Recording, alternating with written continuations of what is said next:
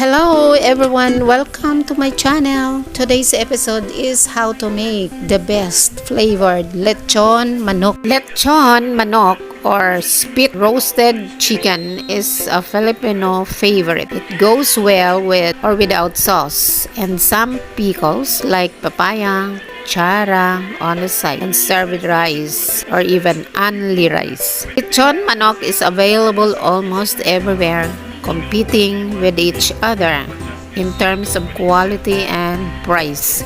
To name a few, Andox, Baliwag, Senior Pedro, Chokes to Go, some are popular names when it comes to lechon manok. Hope you would love this recipe of mine. It's easy and quick, freshly baked just like lechon in spit. Just little bit of time is needed to marinate the chicken though.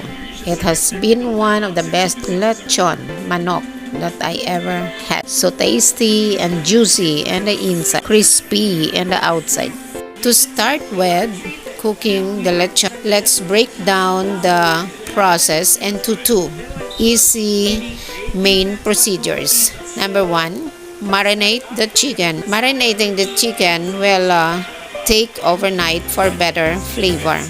Second part, roasting of the chicken in an oven. When roasting the chicken, it is important to keep the chicken moist and avoid dry. So you need to baste the chicken with the oil left over of the liquids from marinade. Baste every now and then. This moment, we are going to stuff the lemongrass, the bay leaves inside the chicken cavity. Ingredients included in this recipe are the most commonly used spices and flavorings to make the lechon manok. This will result in an absolutely delicious homemade lechon manok. Feel free to add spices and seasonings of your choice. There are a lot of ways you can roast a chicken and make lechon manok, but this recipe we are only going to use our oven, which is readily available in most of the households.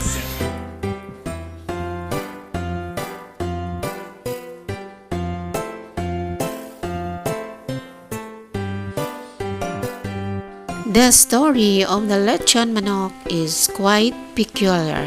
It is said that during the 1980s, there was a certain person who placed skewers in a bicycle chain placed over coals and put up a whole chicken to roast there. So this type of cooking the chicken spread like wildfire all over the Philippines, and it especially spread in the city of Cebu, where there are stores and stands with vendors selling their own version of the famous lechon manok.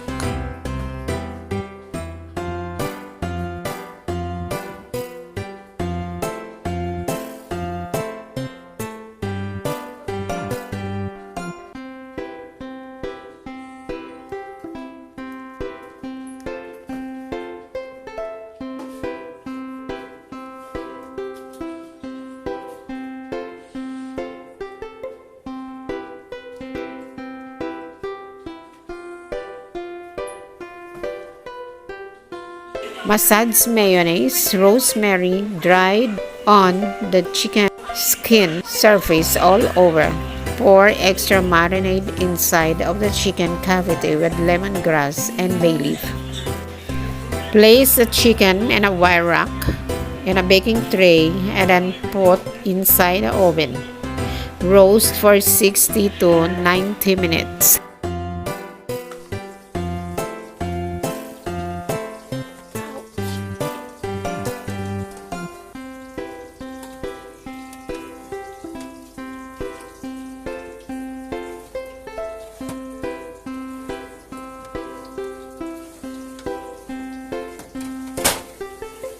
And now our lechon manok or baked chicken in an oven is done. Hope you would love this recipe. Subscribe if you hadn't subscribed. Thanks for watching. See you next vlog.